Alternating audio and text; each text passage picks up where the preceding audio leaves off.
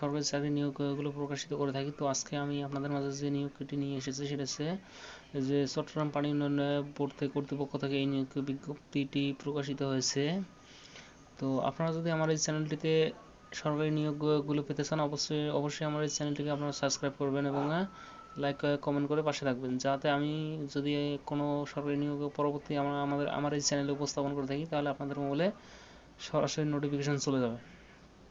তো আপনারা আজকে যে নিয়োগ বিজ্ঞপ্তিটি আছে সেটা দেখতে পাচ্ছেন যে চট্টগ্রাম পানি সরবরাহ ও পয় নিষ্কাশন কর্তৃপক্ষ থেকে এটা নিয়োগ প্রকাশিত করা হয়েছে। উপর একটা লিঙ্ক দেওয়া আছে যেটা দেখতে পাচ্ছেন যে www.cdg.wasa.org. আপনারা এই লিঙ্কের মধ্যে প্রবেশ করেন, সরাসরি আপনারা দেখতে পারবেন যে এই আবেদনটি। তো আপনারা দেখতে পাচ্ছেন যে এখানে এই নিয়োগ বিজ্ঞপ্তি যদি আমি আপনাদেরকে দেখাই, সেখানে দেখতে পাচ্ছেন যে এখানে আবেদন শুরুর তারিখ হচ্ছে,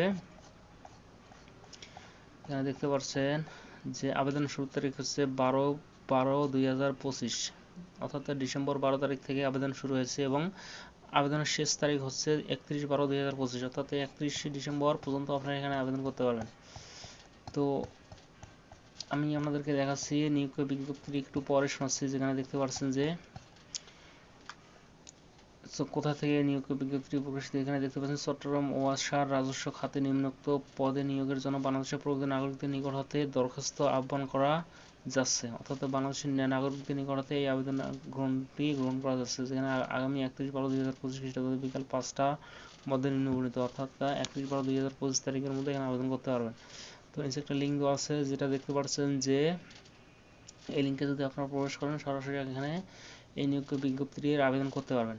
এবং আমি আমার এই ভিডিওর ডিসক্রিপশন বক্সে আবেদন লিঙ্ক এবং ভিডিওর এই বিজ্ঞপ্তির লিঙ্ক, দুটি লিঙ্ক দিয়ে থাকবো।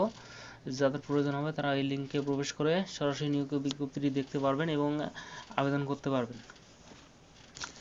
এখানে দেখতে পাচ্ছেন যে ওয়েবসাইট লিঙ্ক দেওয়া আছে। তো এখানে আমি পরে শোনাচ্ছি যে কোন পদে কতজন লোক নিয়োগ করা হয়েছে এবং কি পাশে এখানে আবেদন করতে পারবেন। এখানে পদ সংখ্যা ক্যাটাগরি দেওয়া আছে 24টি।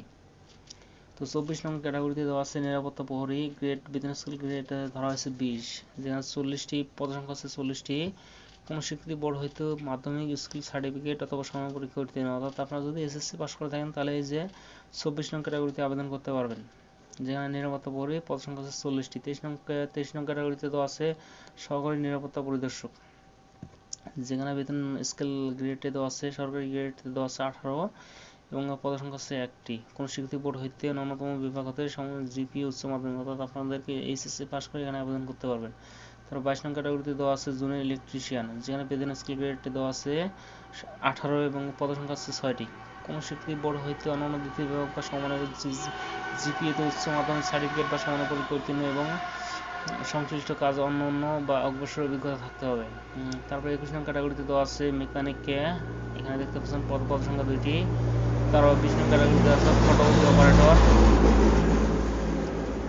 20 নং ক্যাটাগরিতে দেওয়া আছে ফটোকপি অপারেটর, যেখানে বেতন স্কেল গ্রেড দেওয়া আছে 18, পদ সংখ্যা আছে 1টি, যেখানে উচ্চ মাধ্যমিক হলে আবেদন করতে পারবেন। তারপর 19 নং ক্যাটাগরিতে দেওয়া আছে কেয়ারটেকার, যেখানে বেতন স্কেল গ্রেড দেওয়া আছে 17, পদ সংখ্যা আছে 1টি, যেখানে বলছে যে উচ্চ মাধ্যমিক সার্টিফিকেটে হলে এখানে আবেদন করতে পারবেন। 18 নং ক্যাটাগরিতে দেওয়া আছে operator pump, chlorine, lime filter ইত্যাদি, বেতন স্কেল গ্রেড দেওয়া আছে 16, যেখানে পদ সংখ্যা আছে 38। কোনো স্বীকৃতি বোর্ড হতে বিজ্ঞান বিভাগ, অর্থাৎ আপনারা যদি বিজ্ঞান বিভাগ থেকে উচ্চ মাধ্যমিক পাস করে থাকেন তাহলে এখানে 18 নং ক্যাটাগরিতে আবেদন করতে পারবেন। তারপর 17 নং ক্যাটাগরিতে দেওয়া আছে কার্য সহকারী, যেখানে বেতন স্কেল গ্রেডে দেওয়া আছে 16, পদ সংখ্যা আছে 4টি। কোনো স্বীকৃতি বোর্ড হতে বিজ্ঞান বিভাগ বা অন্যান্য দ্বিতীয় বিভাগ হতে এবং সমানের সিজিপি উচ্চ মাধ্যমিক সার্টিফিকেট হলে এখানে আবেদন করতে পারবেন। তারপর 16 নং ক্যাটাগরিতে আছে মিটার পরিদর্শক এবং 15 নং ডাটা এন্ট্রি অপারেটর, যেখানে দেখা আছে 15 নং ক্যাটাগরিতে আছে ডাটা এন্ট্রি অপারেটর, পদ সংখ্যা আছে 1টি, যেখানে কম্পিউটার চালানোর অভিজ্ঞতা থাকতে হবে।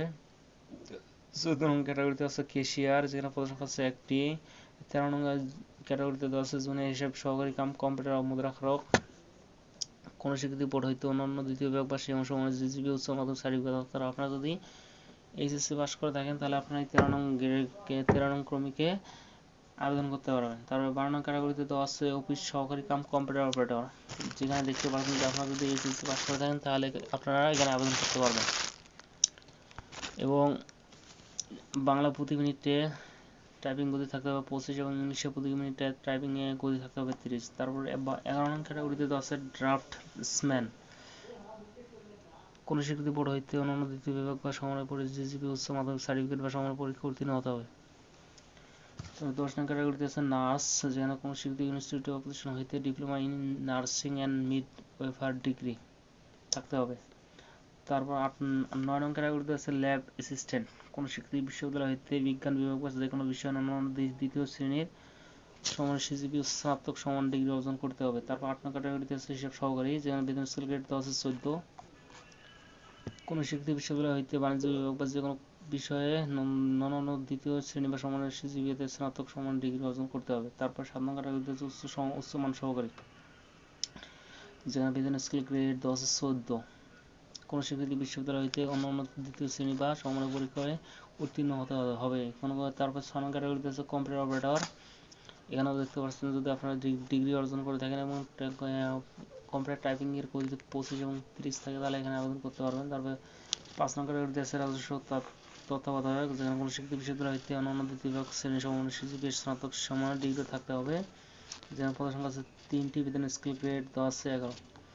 অর্থাৎ আপনাদেরকে এই যে এখানে দেখতে পাচ্ছেন যে 5 থেকে 1 পর্যন্ত আপনারা যদি এখানে আবেদন করেন, তাহলে আপনাদেরকে অবশ্যই ডিগ্রিধারী হতে হবে।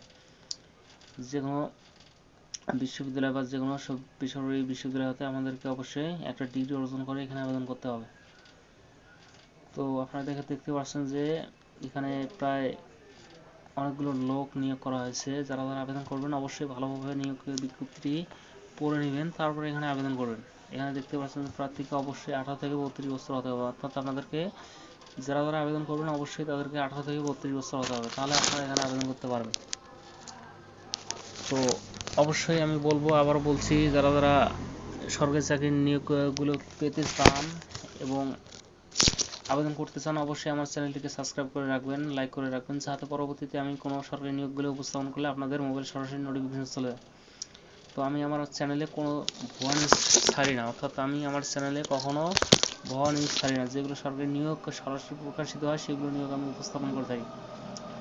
তো যদি আমার চ্যানেলটি ভালো লেগে থাকে অবশ্যই সাবস্ক্রাইব করবেন, যদি আপনাদের যদি বিশ্বস্ত মনে হয়।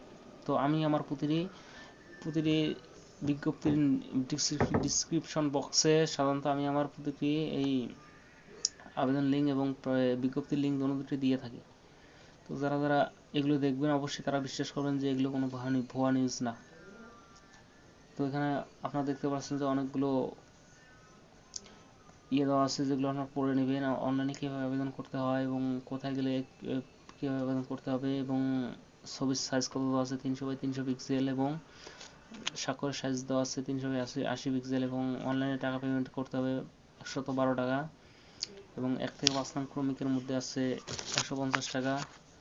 এগুলো আপনারা দেখে নেবেন এবং আবেদন করবেন। এখানে দেখতে পাচ্ছেন যে আবার অনেকগুলো লিঙ্ক দেওয়া আছে, যেগুলো লিঙ্কের মধ্যে আপনারা প্রবেশ করে সরাসরি আবেদন করতে পারবেন।